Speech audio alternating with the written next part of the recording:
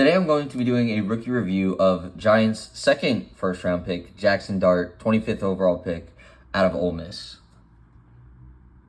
Something that everybody talks about Jaxson Dart is his legs and how he was able to run. I don't want to talk about that too much because I feel like that's been covered a lot. I want to talk about what he really needs to improve on for next season.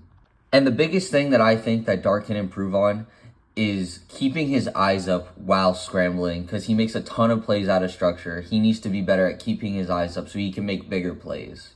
And the first example of this is on this play against the Saints. Jalen Hyatt down here is going to be on some inside release seam up the middle. The Saints are going to be in cover 2, and Dart is going to be under a little bit of pressure, and he finds Slayton on this drag route instead of keeping his eyes up and seeing that Hyatt is breaking the shell. Especially when Dart steps up, this safety comes down. There's nobody over the top. Hyatt turns the other way because he sees Dart scrambling, but Hyatt was turned the other way facing this side of the end zone. Dart is still looking up, and he decides to check this down to Slayton, who he gets a good gain out of it, about 16 yards.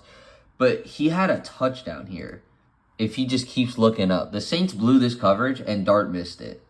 Another example of this is in Week 15. So this is something that Dart didn't really improve on much during the season. The Giants are going to have Slayton on a crossing route. They're going to have Isaiah Hodgins here on another crossing route, and they're going to have Wan'Dale Robinson on a deep post on this side. The Commanders are in cover 4. So when they're in cover 4, these safeties are in charge of manning up anything that comes through the middle of the field. So this safety right here is going to be on Slayton when he goes on this crosser. And you can see that Slayton ends up wide open here because this safety stops. Dart ends up stepping up in the pocket, but instead of setting his feet and throwing the ball here, like to this sideline to Slayton, where it probably is a touchdown because this guy's manned up on Robinson, Dart just keeps scrambling forward and doesn't keep his eyes up, and Slayton's wide open. This is a good gain again. It's a 30-yard rush. Like, Dart does a great job here getting as much yards as he can, but he could have had a touchdown. Dart does the same thing again on this play. He's going to have Hodgins and Theo Johnson. They're both going to be on corner routes. Hodgins is going to be a little bit deeper than Johnson's. And this safety is going to drop deep back. This corner is going to stay in the flat. And Bobby Wagner is going to drop to about 10 yards, 15 yards back from the line of scrimmage. And when Dart steps up, they are wide open. Dart's stepping up right now. Hodgins and Johnson are both open. Hodgins more so because this corner is going to probably be able to undercut Johnson's pass. But if Dart sets his feet here, he's not under any pressure right now. If he sets his feet here and throws it to the sideline, that's a completion for a first down. And this is during a 2-minute drill. There's 30 seconds left in the half. This would be a huge play to get them points, to guarantee them a field goal after the play.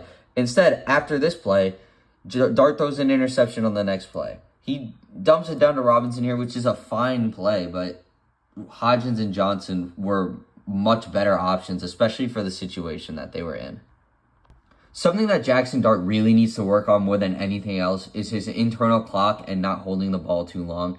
This is definitely the most concerning thing that I saw during his rookie season, and it's something that needs to change. Otherwise, he's going to really struggle in the NFL. This is a perfect example of what I'm talking about. Slayton is going to be on a comeback route. Robinson's going to be on a slant. Theo Johnson's going to be on a slant. And Lil Jordan Humphrey is going to be on a backside dig. Robinson is the first read on this play. And this is in man coverage. So Robinson's being guarded by Blankenship, who's giving him 10 yards of separation. So this slant ends up being wide open off the jump. This is on first down. There's no reason for Dart not to see this, which he's looking at it right now, and just rip it. It's first down, get a couple yards, get a good little gain on first down. Instead, he holds the ball because he thinks that Blankenship can make the play here. He doesn't go to his backside read where Lil Jordan Humphrey kind of has a little bit of leverage on Quinyon Mitchell. Instead, he tries to make a play in the pocket, misses Robinson again, misses Johnson with a little bit of space against DeJean, and he ends up taking a really bad sack on first down. This is another good example of Dart holding the ball way too long. This is on 4th and 2 early in the game against the Bears. He's going to have Robinson motion across, and he's just going to run an out route here. And Robinson comes wide open. Slayton does a good job picking Kevin Byard, and Robinson's wide open. Past the first down marker, Dart's looking right at him, but he doesn't throw it. I mean, maybe he thinks that this linebacker is going to get in the throwing lane, but there's space out here to throw the ball. Instead, he holds it, keeps holding it. Robinson's still open for the first down. Dart could still throw it to him, but he keeps holding it, trying to run, and ends up getting sacked and losing the possession for the Giants. However, even after all that, Jaxson Dart is still a star in the making because of how good he is out of structure. On this play, Dart's going to have Bellinger right here on a flat route, Robinson on a hitch, and Lil Jordan Humphrey on a double move post down the middle. Theo Johnson's going to be his backside dig, and Cam Scatterboo is going to be coming out of the backfield for a check down. When Dart takes the snap, the Broncos do a really good job at covering up this entire concept here.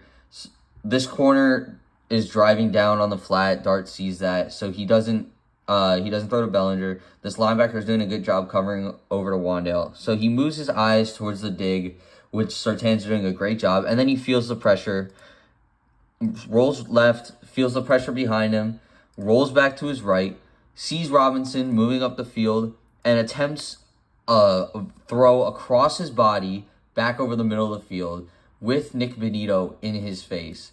And it is a perfect throw to Wan'Dale Robinson. Just to show a different angle of this throw, of how difficult it was, here's Nick Benito right in his grill, and it goes right over Jaquan McMillan's head for a good 23 yards on second down. This is a great throw. Another throw highlighting Dart's ability out of structure. Olazusi's going to be on a go route. Robinson's going to be on a little stick at the first down. This is on 3rd and short. Theo Johnson's going to be on a deep cross. And Ray McLeod's also going to be on a cross across the field. Originally, Robinson is kind of open. He's not turned around yet. Dart's ready to throw. And this safety's doing a good job coming down on the ball. So it's not really a great option. Dart feels the pressure from behind him. Steps up to the right. Sees Johnson coming open. And across, on the run, makes a perfect throw on the sideline. This is one of the flashes that Giants fans really should look forward to, and one of the things that really points to how good of a quarterback Dart can be. Another thing Giants fans should really be looking forward to with Dart is he shows elite flashes of great ball placement and great accuracy. He did struggle at times during the season, but there are plays like these that Giants fans should really look forward to and should be really excited about. On this play, Slayton's going to be running a go route. Thomas Fidoni's going to be on a corner. Ray McLeod's going to be on a skinny post. Wan'Dale Robinson's going to be on a block and release and kind of just sit in the middle of the zone here short. Dart takes the snap, and he sees that Lenore here takes his eyes off of Slayton and goes to Fidoni to cover the corner. And when Dart sees that, he immediately winds up to throw, facing pressure, and makes an amazing throw. Right in the breadbasket for Slayton. Should have been a touchdown, but he's not able to control it through the ground. This is a great throw. Another great throw from Dart is on this play against the Bears. The Bears are in a cover 2 man. It's a little disguised because Tyreek Stevenson, the outside corner here, is going to end up taking this half of the field, and Kevin Byard is going to shift over here. But they're in a man coverage, and Theo Johnson's going to be guarded by Tremaine Edmonds here on a seam route right up the field. And this is elite ball placement from Dart. You couldn't ask for a better throw than this. Right in his hands, right over Edmonds' head, right under the safety. Theo Johnson actually makes the catch, which he struggled with a lot this season. But this is amazing stuff to see. The poise that he has and ability to make tough throws like this is definitely a great sign for Giants fans in the future. Last thing I want to touch on for Dart is how much he improved going through his progressions throughout the season. The Giants offense consisted of a lot of RPOs and one-read passes that was comfortable for Dart because that's a lot of what he ran at Ole Miss. This is not one of those plays, and this shows some of the improvement that he made going through his progressions while being in the NFL. Lil Jordan Humphrey here is his first read on a curl route. The tight end here, Bellinger's going to be on a slant, and then Robinson's going to be on a wider slant. He does a really good job going through his progressions. He sees the corner, DeJean, sitting on this curl route, so he immediately moves off to Bellinger, who's being covered well by Bond, and then goes to Robinson on the slant, whose defender's kind of being picked off by this corner route from Jaxson, and is wide open, puts it right in his chest, and is able to get the first down. This is good stuff and shows a lot of improvement from what we saw out of Dart in college. This is another good example of him going through his progression. The Bears are going to rotate into a cover 2 here. Byard's going to come over to this side of the field. This safety is going to come back here, and they're going to have 4 guys, 5 guys across the middle of the field. And Dart is reading this smash concept up at the top of the screen. Johnson's going to be on a corner. Robinson's going to be on like a spot or a hitch route. And Slayton's going to be on a backside dig. And Dart does a great job recognizing the zone.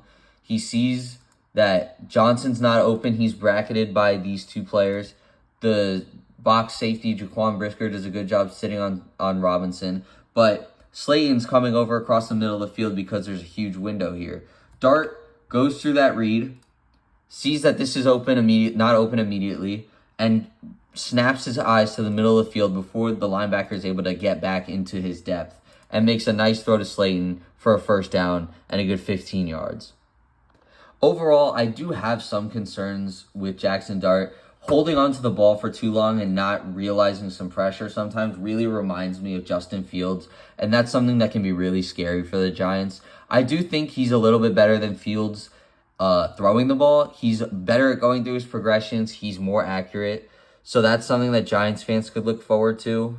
And because of that, I'd probably give his rookie season an A-. He was the most productive quarterback in the class, and he showed some elite flashes throughout the season.